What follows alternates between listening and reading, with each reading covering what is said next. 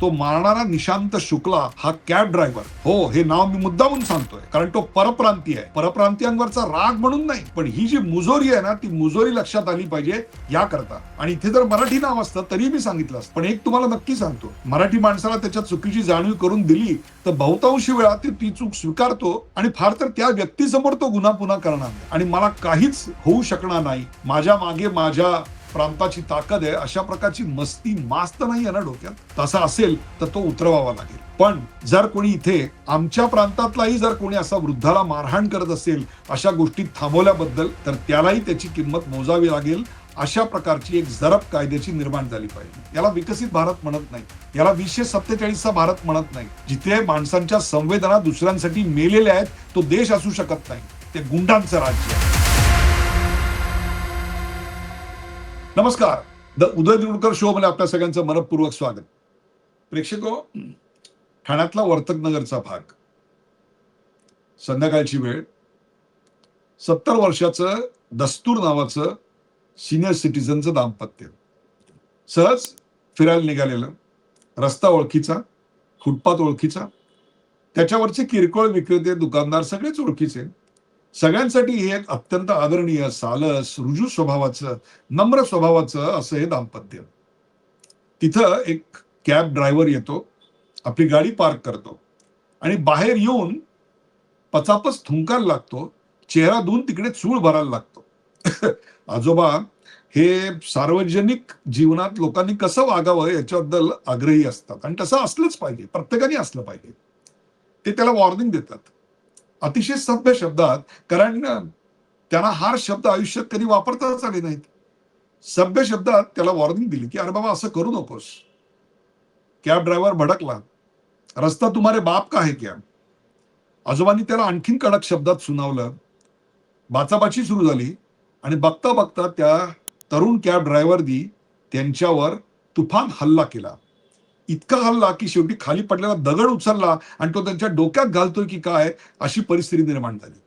लाथा बुक्क्यांनी त्या आजोबाला त्यांनी तुडवलं. ती दृश्य जी आपण आता बघताय ना, ती भीषण आहेत, तुम्हाला सांगतो. त्याच वेळेला त्यांची पत्नी, ती सिनियर सिटीजन, त्यामध्ये पडल्या. परंतु तो मारणारा निशांत शुक्ला हा कॅब ड्रायव्हर, हो हे नाव मी मुद्दामून सांगतोय कारण तो परप्रांतीय आहे. परप्रांतीयांवरचा राग म्हणून नाही, पण ही जी मुजोरी आहे ना, ती मुजोरी लक्षात आली पाहिजे याकरता. आणि इथे जर मराठी नाव असतं तरी मी सांगितलं असतं, पण एक तुम्हाला नक्की सांगतो, मराठी माणसाला त्याच्या चुकीची जाणीव करून दिली तर बहुतांशी वेळा ती चूक स्वीकारतो आणि फार तर त्या व्यक्तीसमोर तो गुन्हा पुन्हा करणार नाही. परंतु इथे इथे मात्र ही जी माजोरी आहे, ती माजोरी पुढे आली. तो वृद्ध खाली पडला तरी सुद्धा लाथा बुक्क्याने तुडवणं त्याचं थांबेना. शेवटी काही लोक मध्ये पडली आणि त्यांनी त्याला बाजूला नेलं म्हणून त्या आजोबांचा जीव वाचला, अन्यथा तो दगड डोक्यात घालून कधीच गतप्राण झाले असते. हा कसला राग आहे, ही कसली माजोरी आहे. नशीब कोणीतरी या सगळ्या झाल्या प्रकाराचा व्हिडिओ केला, सोशल मीडियावर टाकला आणि सोशल मीडियावर तो व्हायरल झाला. नुसता व्हायरल नाही झाला, एका राजकीय पक्षाच्या पदाधिकाऱ्यांनी तो थेट उपमुख्यमंत्री एकनाथ शिंदे यांच्यापर्यंत पोहोचवला. एकनाथ शिंदे दिल्लीमध्ये पंतप्रधान नरेंद्र मोदी यांच्या सरकारला 12 वर्ष झाली याच्या कार्यक्रमात मग्न होते, पण पाहता क्षणी त्यांना याचं भीषण गांभीर्य जाणवलं आणि त्यांनी आयुक्त आशुतोष डुमरे, पोलीस आयुक्तांना थेट आदेश दिले की मारण्याचे साधेसुधे कलम लावू नका, अटेम्प्ट टू मर्डरची कलम लावा आणि या व्यक्तीला ताबडतोब याची सजा द्या. त्याला शोधण्यात आलं आणि त्याला पकडण्यात आलं आणि त्याच्यावर गुन्हा दाखल करण्यात आला. या सगळ्या प्रकारातून काही भीषण प्रश्न निर्माण होत आहेत. परप्रांतीय एवढे मुजोर का होत आहेत? परप्रांतीयच नाही, एकूणच सार्वजनिक जीवनामध्ये आमच्याकडे एवढा राग कशाचा येतो? दुसऱ्याचा विचार न करता आम्ही सार्वजनिक जीवन जगू शकणार आहोत का? आम्हाला कायद्याची कुठलीच भीती नाही का? माणसं हिंसा एवढी चटकन का करायला लागली आहेत? आणि दस्तूर साहेबांसारखे असे सोशल क्रुसेडर्स की जे सार्वजनिक जीवनामधल्या शुद्धतेसाठी आग्रही असतात, अशी माणसं ह्या प्रकारानंतर कमी होत जातील का? तक्रार करायला, गुन्हा एखाद्या समोर घडल्यानंतर तक्रार करायला माणसं पुढे येत नाहीत. मार खातात पण पुढे येत नाहीत. का? तर पोलिसची झंझट नको. पोलीस आणि जनता यांच्यामध्ये इतकी मोठी दरी नेमकी का आणि कधी बुजणार आहे? असे असंख्य प्रश्न यातून निर्माण होत आहेत. अँगर मॅनेजमेंट, हिंसेचा विचार, सतत सातत्यानं आजूबाजूला असणारी अस्थिर परिस्थिती, त्याहीपेक्षा सुद्धा वड्याचं तेल वांग्यावर आणि मला काहीच होऊ शकणार नाही, माझ्या मागे माझ्या प्रांताची ताकद आहे, अशा प्रकारची मस्ती मास्त नाही आहे ना डोक्यात. तसा असेल तर तो उतरवावा लागेल. पण जर कोणी इथे आमच्या प्रांतातलाही जर कोणी असा वृद्धाला मारहाण करत असेल, अशा गोष्टी थांबवल्याबद्दल, तर त्यालाही त्याची किंमत मोजावी लागेल. अशा प्रकारची एक जरब कायद्याची निर्माण झाली पाहिजे. हा व्हिडिओ पाहिल्यानंतर अशा प्रकारचे अनेक सोशल क्रुसेडर्स गावागावात, ज्यांना सार्वजनिक काका म्हणून म्हटलं जातं, असे सार्वजनिक काका असतील, ते घाबरले असतील की आपण हे आपलं सार्वजनिक शुद्धतेचं काम चालू ठेवावं की न ठेवावं. त्यांना हात जोडून कळकळीची विनंती आहे, बाबांनो, तुमचं काम थांबवू नका. ते अत्यंत मोलाचं आहे. तुम्ही शेवटचा आधार आहात. हे अशा करताय की जर तुम्ही तुमचं काम थांबवलं तर मग ह्या गुन्हेगारांना मोकाट, अत्यंत मोकाट असं रान मिळेल. आणि म्हणून या प्रकाराची चर्चा व्हायला पाहिजे. लोकांमध्ये हे समोर प्रकार आलेच पाहिजेत.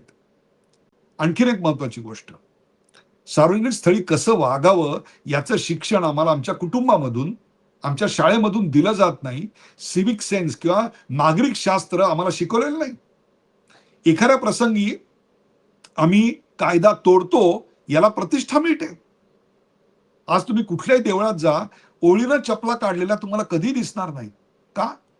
ओळीनं चपला काढायच्या की न काढायच्या हे तुमचा नगरसेवक तुम्हाला सांगतो का? का मुख्यमंत्री येऊन सांगतो का? आमदार आणि पालकमंत्री सांगतो? काय देशाचा प्रधानमंत्री सांगतो? ही कुठली आली आहे कल्चर आमची? काही वर्षापूर्वी जपानमध्ये ओसाकामध्ये गेलो होतो. पहिला दिवस होता शाळेचा. मुलं येत होती. मॉन्टेसरीची मुलं होती. शिक्षक त्यांचं स्वागत करत होते आणि त्यांना आपापला वर्ग दाखवत होते आणि सांगत होते, बूट बाहेर काढा. मुलं बूट बाहेर काढत होती. ओळीनं भिंतीला लावून काढलेले होते. मला असं वाटलं की शिक्षक उभा आहेत, त्याच्यामुळे हे आज्ञापालन होत असावं. पुढे त्याच शाळेत जवळपास 3-4 महिन्यांनी पुन्हा गेलो. तेव्हा कॉरिडॉरमध्ये एकही शिक्षक नव्हता, पण प्रत्येक मुलगा आपले बूट ओळीनं भिंतीला लावून काढत होता. ही जी सार्वजनिक शिस्त आहे, ती सार्वजनिक शिस्त, शुचिता आमच्याकडे का नाही? एकदा जपानमध्ये असताना भूकंपाचा सायरन वाजला. तेव्हा प्रोटोकॉल ठरलेले होते. पहिल्यांदा गर्भवती महिला, मग वृद्ध महिला, मग महिला, त्याच्यानंतर वृद्ध पुरुष.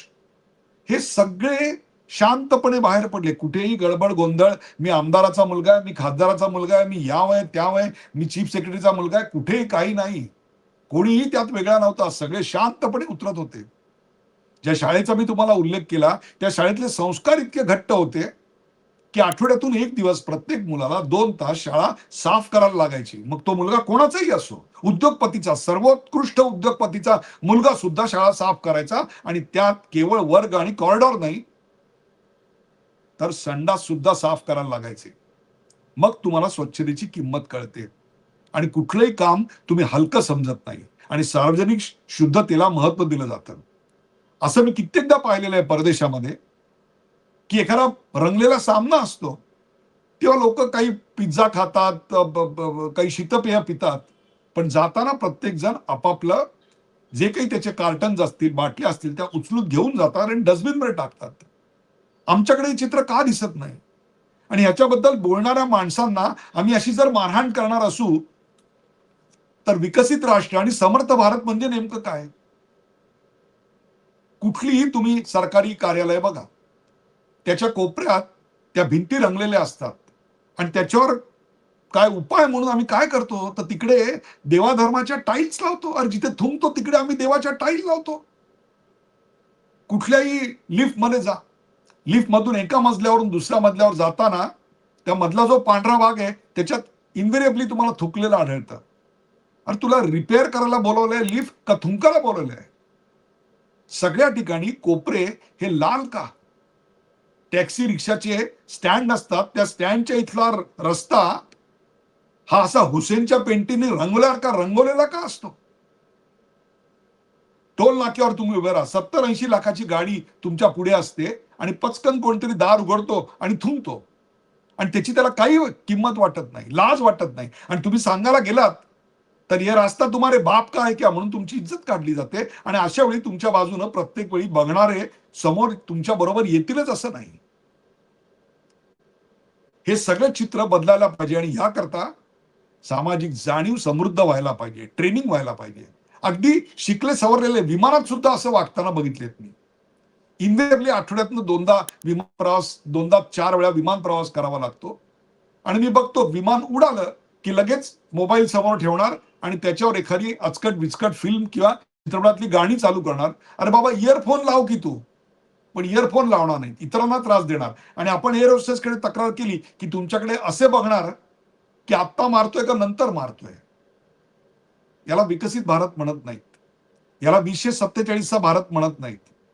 जिथे माणसांच्या संवेदना दुसऱ्यांसाठी मेलेल्या आहेत तो देश असू शकत नाही, ते गुंडांचं राज्य आहे. आणि म्हणूनच अशा प्रकारे उभ्या राहणाऱ्या दस्तूर साहेबांचं मी अभिनंदन करतो. आणि निशांत शुक्ला सारख्या प्रत्येकाला ही एक वॉर्निंग आहे, ही अटक ही एक वॉर्निंग आहे. Not any more, not any more. धन्यवाद. हा कार्यक्रम आपल्याला कसा वाटला ते आम्हाला जरूर सांगा. असेच नवे नवीन विषय घेण्यासाठी आम्हाला जरूर लिहा. आणि अशा प्रकारच्या प्रसंगांना तुम्ही कसं तोंड दिलत यावर तुमच्या प्रतिक्रिया आम्हाला जरूर कळवा. लाईक करा, शेअर करा, सबस्क्राईब करा, पाहायला विसरू नका द उदय निरुडकर शो.